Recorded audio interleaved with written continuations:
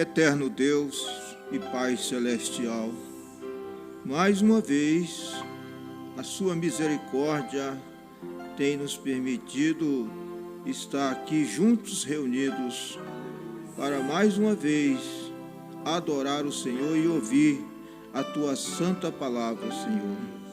Rogo, ó Deus, a tua misericórdia. Rogo, ó Senhor, o perdão de todos os meus pecados e os pecados de cada irmão aqui nesta noite, Pai. Que todos nós possamos, ó Deus, ser ricamente abençoados pelo Senhor, porque somente o Senhor Jesus Cristo é capaz e tem poder para nos abençoar. Pai eterno, Deus poderoso, por isso me entrego em tuas mãos, ó Deus, e que o Senhor possa falar em nome do Senhor Jesus Cristo, para com cada um de nós nesta noite, não somente aqui, mas a todos os demais irmãos que estão pela internet. Aonde esta mensagem chegar, em nome do Senhor Jesus Cristo, eu creio que o Senhor vai falar em cada coração. O teu Espírito Santo enche os céus e a terra. Em nome do Senhor Jesus Cristo, eu te agradeço. Amém. Nós vamos ler a escritura que foi anteriormente lida também no outro culto passado. É o Provérbios, capítulo 3, e versículo 5, que nós vamos continuar nesta mesma mensagem. Não se estribes no seu próprio entendimento. Versículo 5: confiai no Senhor de todo o teu coração. Amém. E não te estribeis no teu próprio entendimento.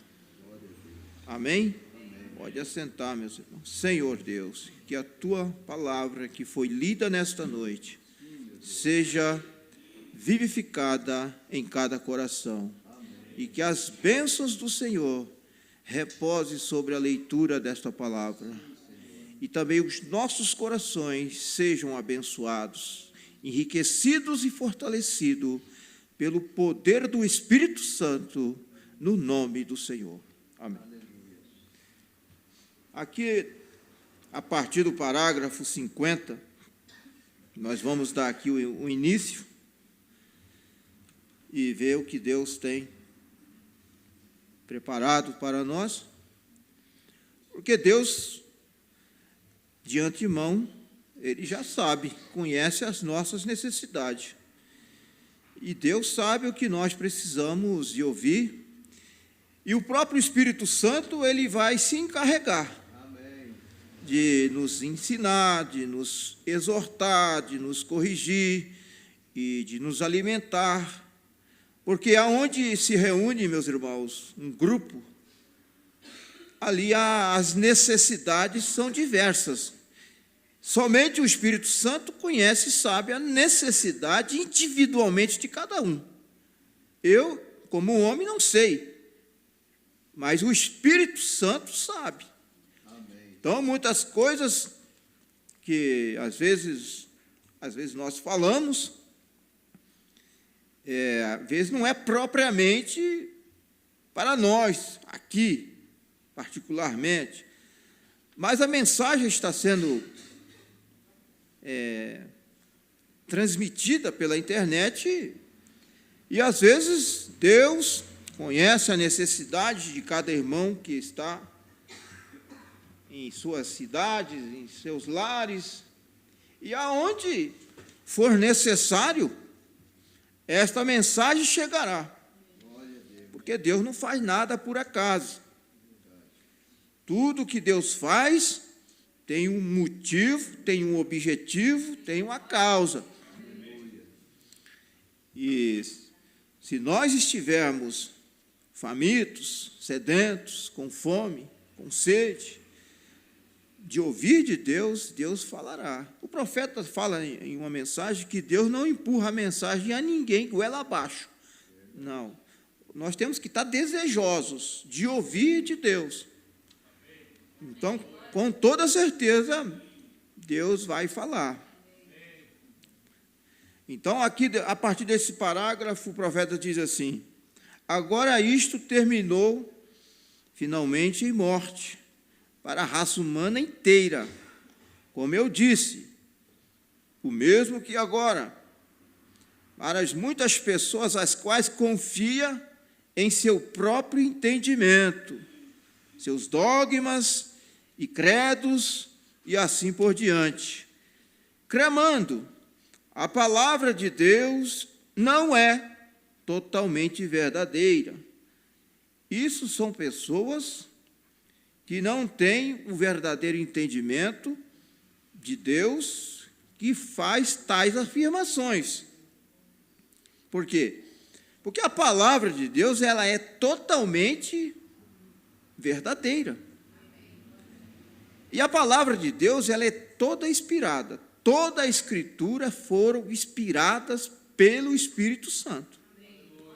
A palavra de Deus, a Bíblia diz, toda a Escritura é divinamente inspirada e proveitosa para redarguir, para corrigir, para instruir em justiça, para que o homem de Deus seja perfeito e perfeitamente instruído para toda boa obra. Louvado seja Deus. A palavra de Deus, ela é inspirada. Então, aqui diz o profeta, a palavra de Deus é verdadeira. Que parte disto eles diz é inspirada e parte não é? Como você pode ter fé em uma Bíblia se parte disto é inspirada e a outra parte não é? Como alguém pode crer se eles têm esta afirmação? Somente os incrédulos que podem fazer tais afirmações, dizer que a palavra de Deus não é totalmente inspirada. Se uma citação é errada, então a coisa toda pode estar errada. Ela tem que estar toda certa, exatamente correta.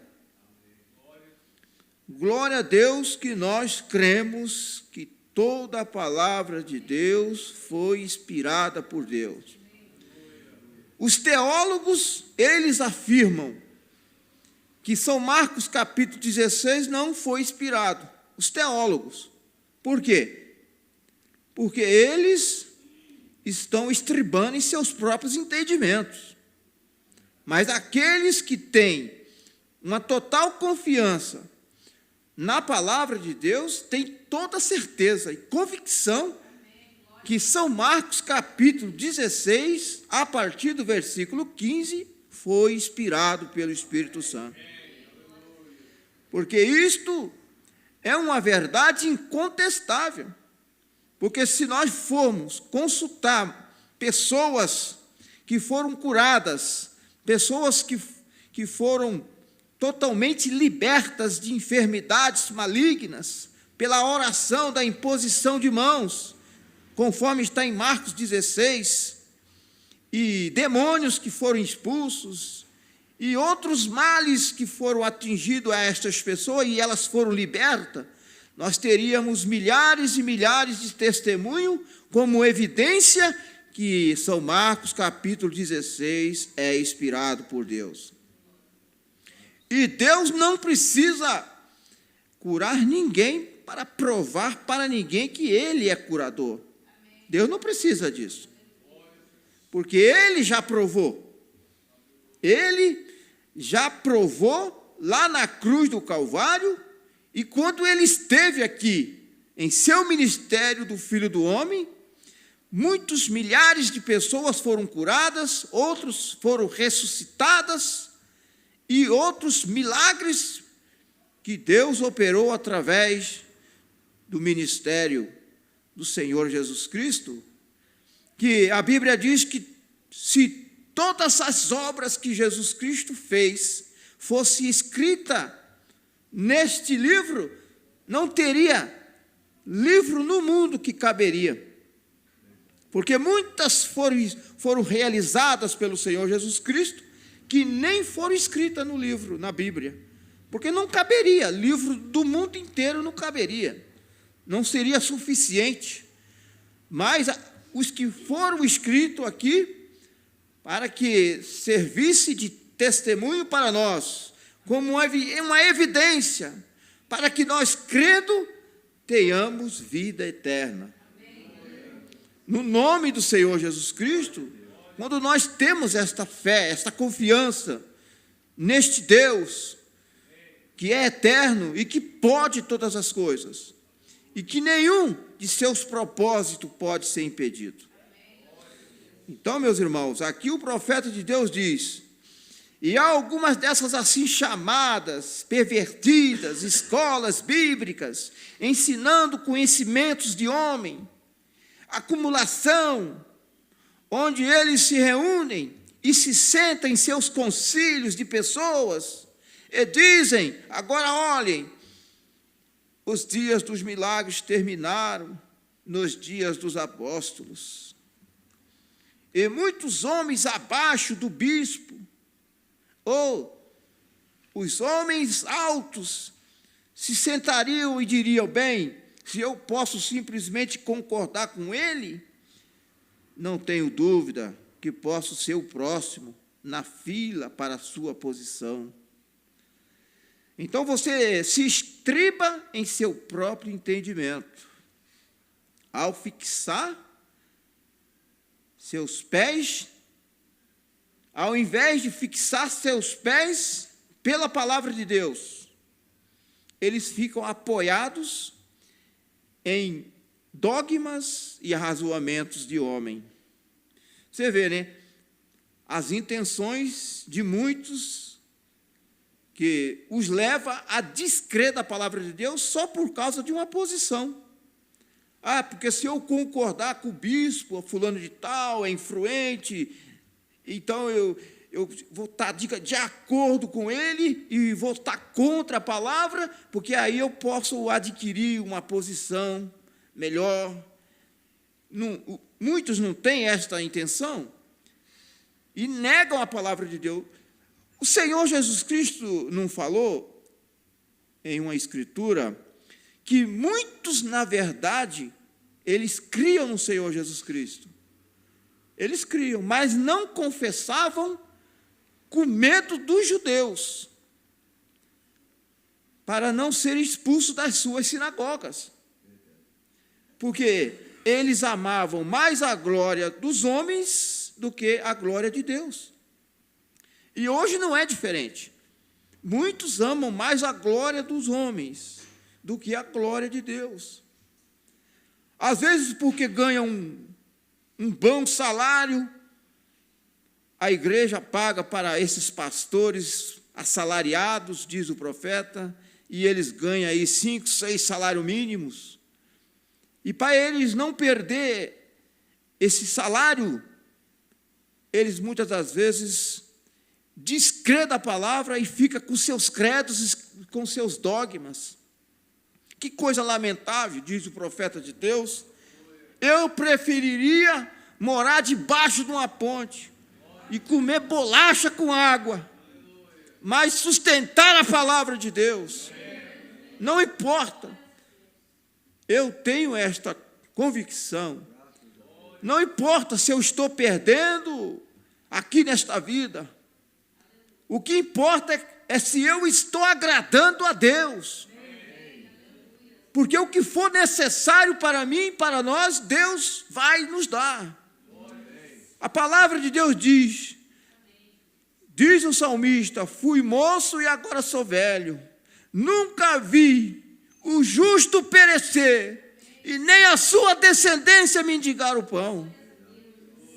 Se somos justos diante de Deus e diante dos homens, jamais vamos mendigar o pão. Deus vai preparar para nós qualquer coisa que nós necessitarmos. Deus, Ele é poderoso, é suficiente. para nos dar aquilo que necessitamos.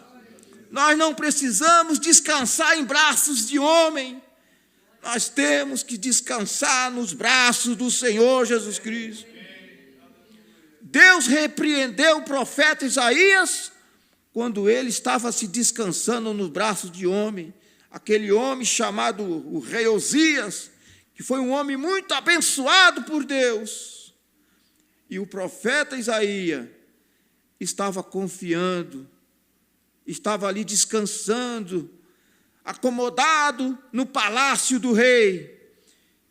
E quando ele viu Deus ferindo o rei, porque ele se exaltou e queria tomar o lugar, um ofício que não lhe correspondia, porque somente o sacerdote podia queimar incenso, e rei não era permitido, somente ao sacerdote.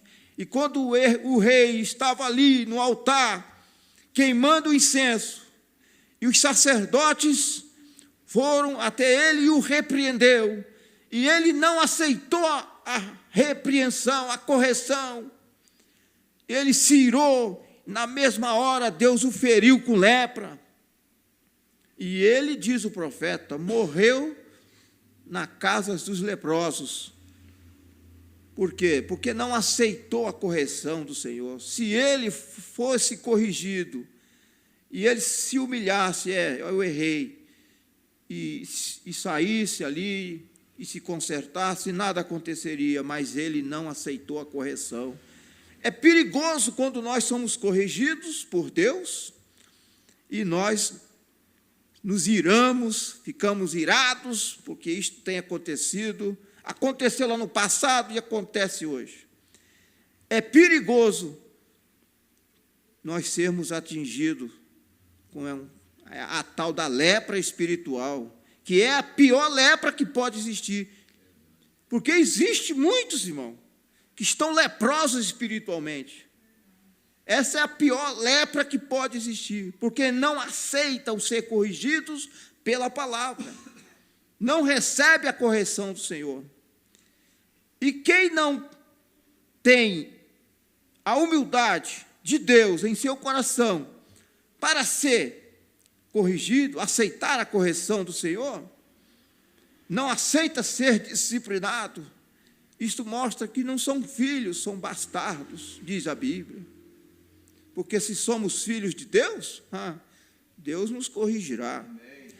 E nós temos que estar contentes, felizes, quando Deus nos corrige, porque Deus não vai corrigir bastardo, Deus somente corrige seus filhos, porque Deus, Ele tem cuidado dos seus filhos, como nós, como pais, no natural. Se você ama seus filhos, você corrige quando é necessário de uma correção, aquela correção baseada na Bíblia, de acordo com a palavra de Deus, de acordo com os ensinamentos do profeta de Deus, da Bíblia. Então, isto mostra que nós, quando aceitamos também a correção do Senhor e nos acertamos, isto mostra que somos filhos e filhas de Deus. Aleluia. E seremos abençoados, e Deus vai nos abençoar com isto. Então, meus irmãos, aqui, muitos homens abaixo do bispo ou os homens altos se sentariam e diriam, bem, se eu posso simplesmente concordar com ele, eu não tenho dúvida que eu posso ser o próximo na fila para a sua posição. Então, você se estriba em seu próprio entendimento, ao invés de fixar seus pés, seus dois pés, pela palavra de Deus. Algum tempo atrás, eu estava em uma disputa sobre o imposto de renda, e eles me disseram, ora, seus administradores não são nada além de fantoches, suponho. E eu disse, se eu tivesse um administrador na junta, que tivesse uma ideia diferente disto, não expressasse o seu próprio ponto de vista a respeito disto, eu o lançaria para fora da junta. Sim, Senhor, ainda que isso fosse contrário à minha fé, quero que ele expresse o que ele pensa ser certo.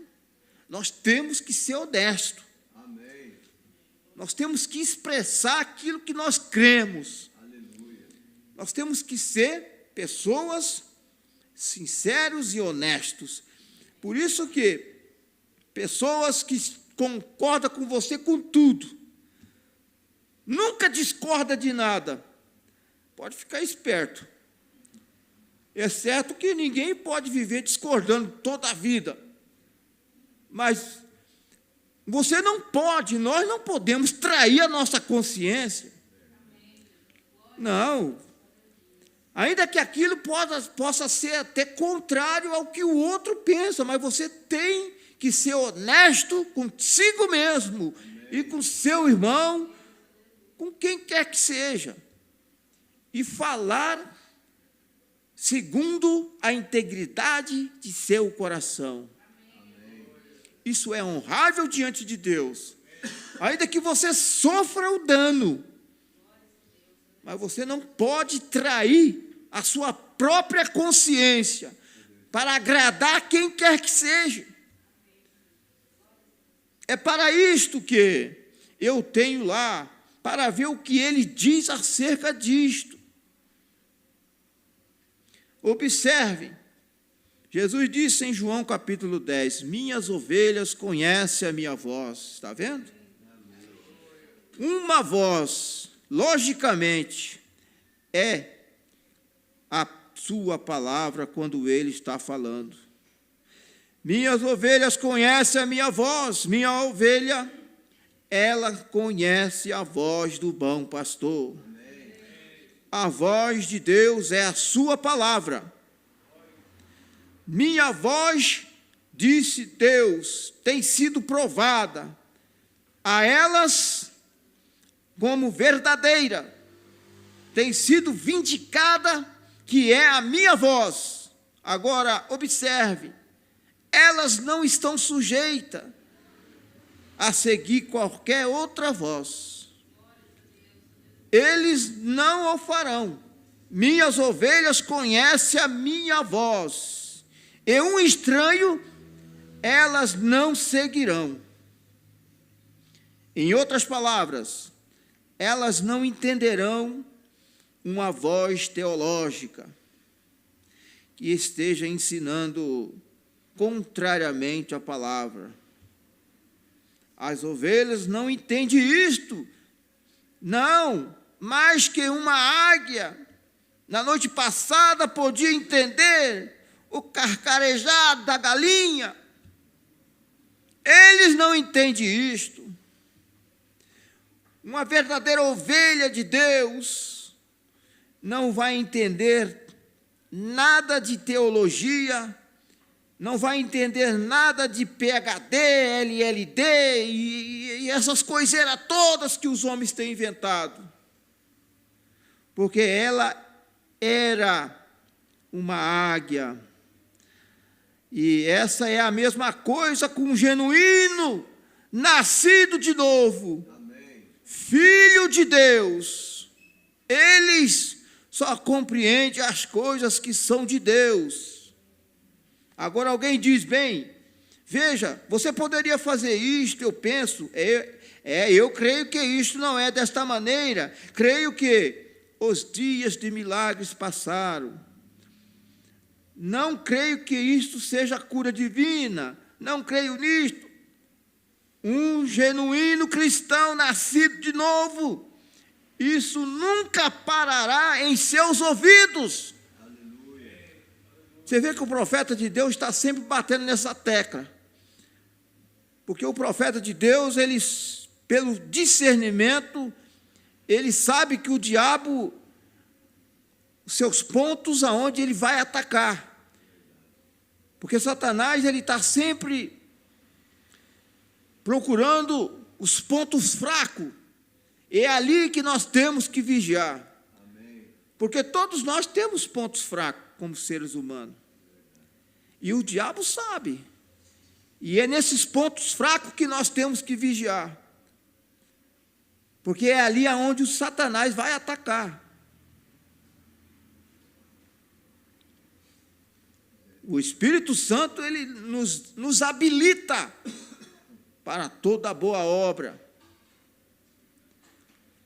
Então, um genuíno cristão nascido de novo nunca dará ouvido a isto, a estas tais afirmações. Ele não entende isto de forma alguma. Como pode os dias de milagres ter passado se Jesus Cristo é o mesmo ontem, hoje e eternamente? Porque quando Satanás dizer para você que os dias de milagre têm passado, pega Hebreus 13:8 e taca na cara dele. Jesus Cristo é o mesmo ontem, hoje, eternamente, Satanás. Então, o que ele fez no passado, ele faz agora. Aleluia. Glória a Deus. E Satanás vai se retirar. Será desmascarado. Porque Satanás, ele tem que ser desmascarado. É com a palavra de Deus. E o Espírito Santo, irmão, ele nos dá ousadia. O Espírito Santo nos dá coragem para falar a verdade do Evangelho. Aleluia. Vê o apóstolo Pedro. O apóstolo Pedro, antes do Pentecoste, ele se acovardou, porque ele ainda não era verdadeiramente convertido. Ele negou o Senhor Jesus Cristo diante de uma empregadinha lá, dos homens lá, daquela serva do sacerdote lá, negou o Senhor Jesus Cristo, ficou com medo. Mas vê lá no dia de Pentecoste, depois do batismo do Espírito Santo, aleluia, vê se ele negou mais. Ele teve coragem. E quando eles foram crucificar ele, diz a história, o apóstolo Pedro falou: me crucifica de cabeça para baixo, que eu não sou digno de ser crucificado como foi o meu Senhor. Isso é coragem, e somente o Espírito Santo nos dá coragem para encarar qualquer situação. O Espírito Santo de Deus deu coragem para os irmãos encarar as arenas, ser massacrado por leões e de outras maneiras cruéis que os irmãos das eras passadas foram mortos. Se você ler a história dos mártires cristãos, é estarrecedor. Precisa do Espírito Santo para enfrentar a morte cantando, louvando a Deus. E antes de morrer eram torturados. E eles iam cantando, louvando a Deus, sem nenhum temor. Porque um cristão não teme a morte. Um cristão cheio do Espírito Santo, ele não teme a morte. O apóstolo Paulo, ele desafiou a morte. Por quê? Porque estava cheio de Deus. O profeta de Deus, ele fala em uma das mensagens que ele já viu homens carnais desafiar a morte, mas quando chegou a hora, ele esperneou. Então, somente Deus é que pode nos dar esta coragem para encarar a morte. Porque é o último inimigo que será aniquilado, é a morte, diz a Bíblia. Esse é o inimigo que os homens mais temem. Você pode ver homens aí corajosos, isso, e faz, acontece, e bater no peito, mas quando chega esta hora, a maioria treme, porque sem o Espírito Santo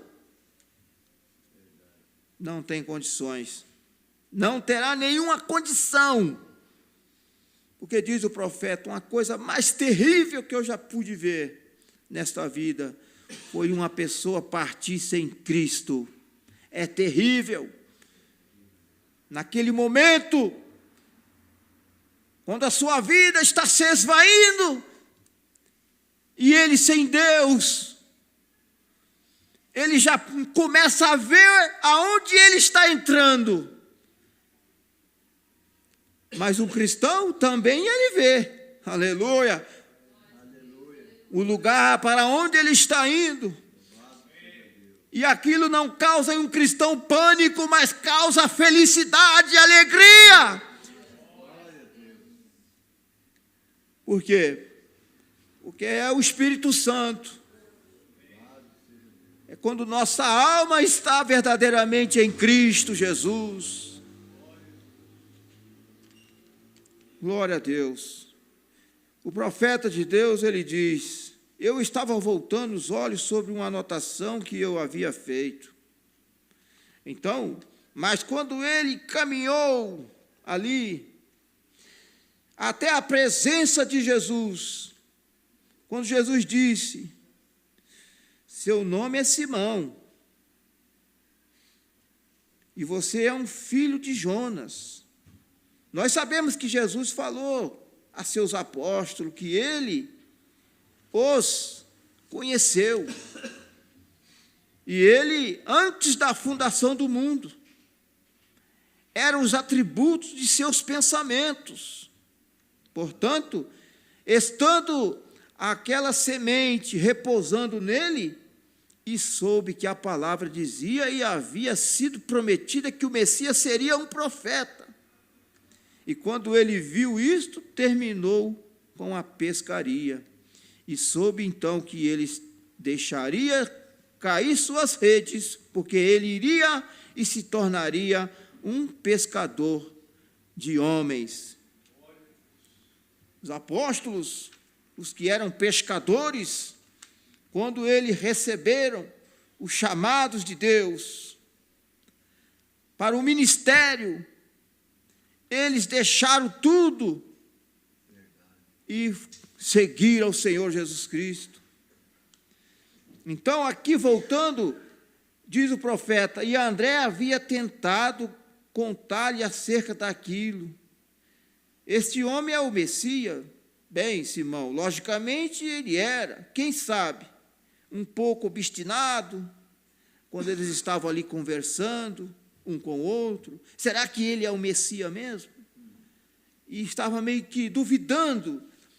Mas quando eles, os apóstolos, se depararam com o Senhor Jesus Cristo, e o Senhor Jesus Cristo começou a conversar com ele, então eles perceberam que Jesus Cristo era de fato o Messias, porque o Senhor Jesus Cristo começou a revelar a sua vida.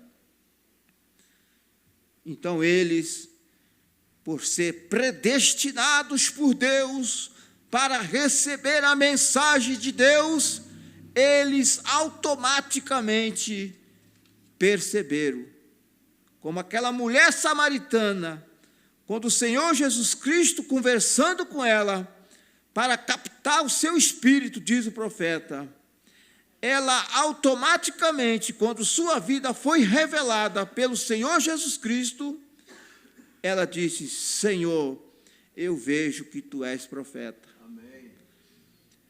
Um eleito, irmão, ele não dá trabalho para receber a mensagem. Essas pessoas que conhecem a mensagem e ficam questionando e fazendo um monte de perguntas para aceitar, você pode ter certeza que não tem nada de eleição. Porque um eleito, ao ouvir, automaticamente, aquilo goteja no seu coração. E ele não dá trabalho para receber. Ele recebe a mensagem sem entender. Porque esse negócio de você querer entender para crer, muitos ficam para trás.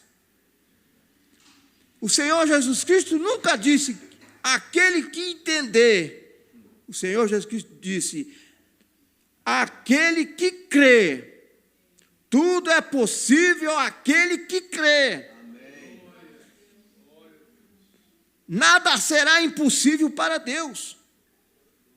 Se não nada é impossível para Deus, também nada será impossível para aquele que crê.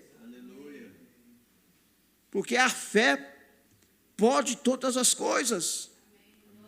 Quando esta fé é verdadeira, quando esta fé é genuína, a fé, ela é tão poderosa, meu irmão, que ela tem poder criativo. Diz o profeta, na mensagem, a fé é a substância. Eu não sei se os irmãos já leram essa literatura. A fé, ela tem poder criativo. Veja a fé de Abraão, quando Deus o levou para ser provado, ali, quando Deus pediu o seu filho para ser oferecido como sacrifício. A fé de Abraão proveu para ele um cordeiro. Foi a fé de Abraão que teve aquele poder criativo, e aonde não tinha um cordeiro, Deus proveu ali um cordeiro. Aonde não tinha, Deus criou um cordeiro para ele. E assim também é aquilo que você necessita, é aquilo que nós necessitamos. Se nós tivermos fé, aquela mesma fé de Abraão, nada será impossível. Você pode receber qualquer coisa que você assim desejar e necessitar. Seja qual for a situação, não importa o tempo. Sara era uma mulher estéril, não podia conceber. E Deus deu a ela um filho. Ana, da mesma forma, porque foram fiéis a Deus, tiveram fé na palavra de Deus, ainda que com suas fraquezas como ser humano, mas Deus honrou a sua fé, a fé de Abraão. E Sara estava ligada a Abraão. E diz o profeta, quando Sara teve aquele pequeno fracasso, aquela pequena dúvida, duvidando de si mesmo, diz o profeta de Deus que Deus não matou Sara porque ela estava em Abraão. E assim é a igreja. A igreja não morre porque está em Cristo. Se estiver em Cristo, mas se não estiver, morre. Por que os sistemas organizados de denominações estão mortos? Porque expulsaram Cristo de suas igrejas. Jesus Cristo foi expulso, foi colocado para fora, porque foi rejeitado. Rejeitaram a sua palavra, automaticamente rejeitaram o Senhor Jesus Cristo. E o Senhor Jesus Cristo não está na era de Laodiceia, está do lado de fora. E a noiva de Cristo está fora da era de Laodiceia. Muito embora estamos vivendo na era de Laodiceia, mas nós não estamos dentro, nós estamos fora, porque o Senhor Jesus Cristo está fora. Porque ele disse: eis que estou à porta e bato. Se ele está batendo na porta, é porque ele está para o lado de fora. E a noiva de Cristo está junto com o Senhor, do lado de fora. Nós não somos laodiceanos, nós somos a noiva palavra, porque cremos na palavra de Deus em sua totalidade, na mensagem precursora da segunda vinda de Cristo. Porque disse o Deus lá no Rio Raio, em 1933, Deus desceu numa coluna de fogo e disse ali, quando o profeta de Deus batizava a 17ª pessoa, daquela bola de fogo saiu uma voz, como João Batista foi o precursor da minha primeira vinda, a tua mensagem precursará a minha segunda vinda. E é nesta mensagem que nós estamos descansados, confiados, esperando o arrebatamento da noiva de Cristo. E que Deus possa te abençoar. Deus te abençoe, meus irmãos, em nome de Jesus Cristo. Pai bendito, Deus poderoso, estamos agradecidos, Senhor Deus, por estes momentos que o Senhor nos concede nesta noite, de termos passado da Tua santa presença, ouvindo, ó Pai, uma porção da Tua palavra, em nome do Senhor e Salvador Jesus Cristo. Possa o Teu Espírito Santo, ó Pai celestial, encarregar, Senhor Deus, de curar e de sarar, de transformar a cada um, e dê, Senhor Deus, a cada irmão, a cada irmã, aquilo que eles necessitam, em nome do Senhor Jesus Cristo. Encarecidamente eu te rogo, no nome do Senhor Jesus Cristo, amém. Que Deus abençoe, meus irmãos. Por uma boa causa, você não está doente, você está em necessidade e você quer um avivamento pentecostal para começar em sua igreja. Todos nós queremos isso. Todos nós queremos isso. Aleluia, Senhor. Louvado seja o nome do Senhor. Aleluia, glória a Deus. Louvado seja nosso Deus. Aleluia, Senhor. Nós não estamos derrotados. Não estamos mesmo, Senhor. Oh, glória a Deus, aleluia, Senhor. Aleluia, Senhor. Grande e poderoso Deus. Louvado seja o nome do Senhor. Exaltado seja o seu nome, Senhor. Bendizemos o seu nome. Louvemos ao seu nome. Ó Deus querido, muito obrigado, Senhor. Muito obrigado mesmo, Senhor, por esse tempo maravilhoso que estamos tendo aqui na sua casa. Que privilégio para nós, meu Deus, saber que o Senhor nos deu mais uma bênção nesta noite. Ó Deus querido.